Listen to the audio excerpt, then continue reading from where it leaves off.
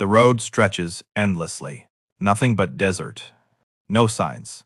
No buildings. No indication that one of the world's most secret places is somewhere ahead. Your driver hasn't spoken for over an hour. Neither have you. Then, the first checkpoint appears. Concrete barriers. Armed military police. Reinforced gates. No welcome sign. Only one warning. Authorized personnel only. The vehicle stops. An officer checks your invitation, then your passport, then your fingerprints, then your face, then your eyes. Each scan unlocks another layer. The gate opens, only halfway, just enough. For one vehicle, you continue. Another 5 miles, another checkpoint. This time, no questions. Phoned. You hand it over. The officer places it inside a sealed metal container. You'll get it back when you leave. No receipt, no guarantee, just trust. Or don't come in. The next document slides across the desk. 30 pages. Every line stamped. Classified. You sign your name. Then another signature. Then your initials. Again and again. When you finish, the officer doesn't even look at the pages. He locks them away without saying a word. Outside, a black shuttle is waiting. No markings, no windows. The driver never steps out. The door opens by itself. You climb inside. The seats are empty. The doors close. A low mechanical hum echoes through the cabin. Then, something unexpected happens. The glass slowly turns black, not tinted, completely opaque. The desert disappears. So does the road. You have no idea which direction you're traveling. Nobody speaks. Not the driver, not the guards, not the passengers. Only the engine breaks the silence. For the first time, you realize the hardest part about entering Area 51 isn't getting through the gates. It's accepting that from this moment on, you only know what they decide you're allowed to know. Level 2, the invisible facility. The shuttle stops. The doors unlock. You step out. No sunlight. No sky. Only polished concrete. And silence. An elevator waits. No buttons. No numbers. The doors close. It begins to descend. 5 seconds. 10. 20. Still going. When it finally stops, you are somewhere, far beneath the desert. The doors open. Everything is white. White floors, white walls, white ceilings, perfectly clean, almost too perfect. You begin walking. The hallway stretches endlessly. No windows, no clocks, no signs. Nothing tells you where you are or where you're going. People pass by. Some wear blue badges, others red, yellow, black. Nobody explains what the colors mean. Nobody asks who you are. Nobody tells you their name. They simply nod and keep walking. Every few steps, a steel door slides open. Before you reach it, no handles, no keypads. The building already knows where you're allowed to go and where you're not. You wonder what's behind the doors that never open. Your escort notices. He smiles just once, then says, "The quickest way to lose your clearance is curiosity in the wrong direction." You continue walking. Another corridor, another silent door, another room you'll never enter. Then he stops, turns toward you, and gives you the first rule. Never ask what another department does. You only need to know what you're cleared to know. The hallway grows quiet again, and suddenly you understand the most powerful secret inside Area 51 isn't what's hidden behind the doors. It's that almost nobody inside knows the whole picture. Level 3, the things you can never talk about. Your escort stops outside a massive steel door. It slides open, slowly. Beyond it is a hangar, far larger than you imagined. The ceiling disappears into darkness. Rows of enormous objects stand silently, every one of them hidden beneath heavy black covers. Not a single shape is fully visible, only outlines. Sharp wings, unusual curves, impossible silhouettes. What are those? You almost ask, but you remember. The first rule: nobody asks, nobody answers. Technicians move with purpose. Each wears a different badge. Each enters a different section. None of them cross into another. One engineer rolls out a sleek aircraft nose. Before you can get a better look, a curtain slides shut. Gone. Further ahead, a room marked only Project Orion. No explanation. Next door, Spectre. Then, Phantom. Every project has a code name. None have a description. You pass another laboratory.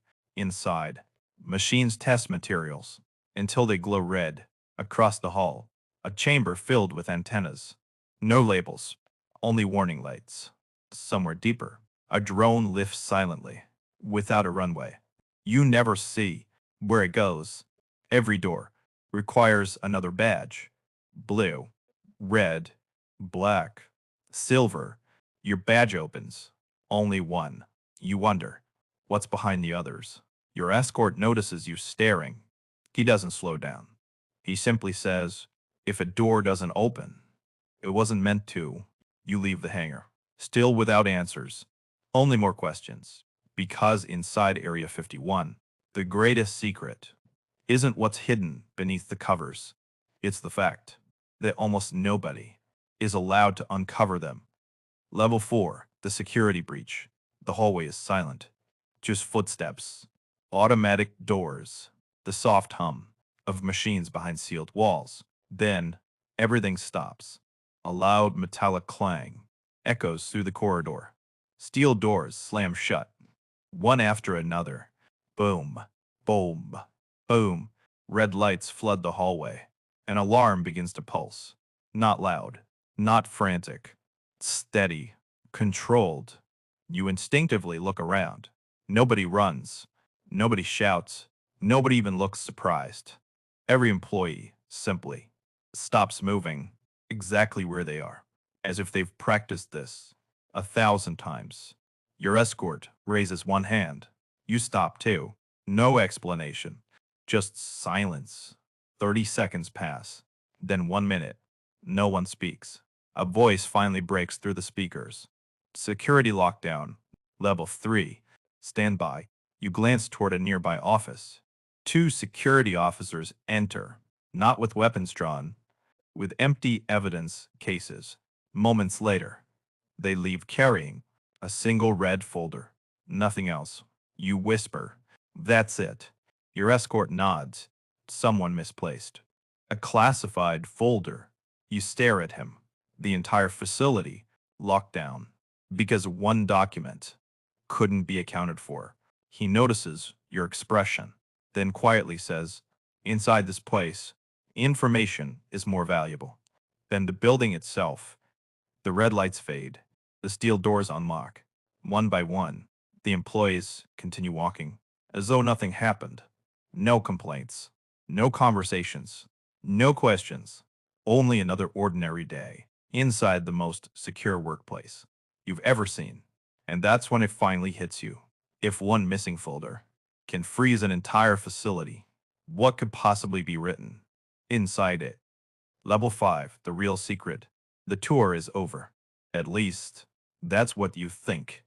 Your escort leads you to one final room, smaller than the others. No computers, no machinery, just a desk, two chairs, and a man waiting. He looks at your file, closes it, then studies you for a long moment. Finally, he speaks. "So, you've probably been wondering, what really happens here?" You don't answer. He already knows. He leans back. A faint smile crosses his face. "People think Area 51 hides aliens." A long silence. Then he nods. "That's useful." You frown. He stands and walks toward a reinforced window. Beyond it, more laboratories, more sealed hangars, more doors. That will never open for you. He gestures toward them, because while everyone looks at the sky, they stop looking at what we're actually building. You instinctively turn, trying to see, but the glass darkens. Before you can make out a single detail, only silhouettes remain. The supervisor notices. You'll spend years here, and you'll never see everything. No one does. He places your security badge back on the disk. You have access to one piece of a much larger puzzle. The people above you don't see the whole picture either, and the people above them know even less than they think. For a moment, the room falls completely silent. Then he slides a thin folder toward you. Your first assignment. You reach for it. Before your fingers touch the cover, he stops you. One last thing. What you've seen today never happened. You were never here. He releases the folder. You pick it up. No title. No names. Only a single classification stamp. Top secret. The lights dim. Another steel door unlocks.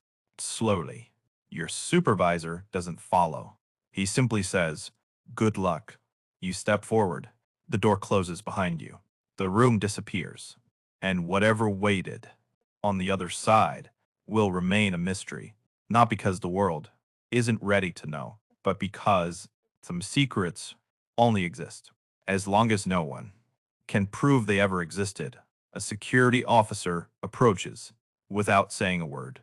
He places a badge into your hand. No rank, no department, just your photo, a barcode, and one small word. Authorized. Your escort nods. For now, ahead of you, a final steel door waits. Thicker than every door you've passed today. No window, no handle, no label. Only a scanner. You raise your badge. Beep. The lock disengages. The door opens. Just enough. For one person. You take a deep breath and step forward.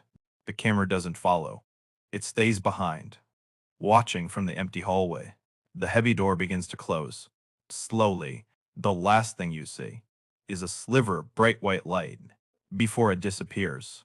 Clang, silence, fade to black. A final message appears. Some places exist to protect secrets. Others exist because of them. Whatever was behind that door, you'll never be allowed to tell anyone. And perhaps that's exactly how it was meant to be.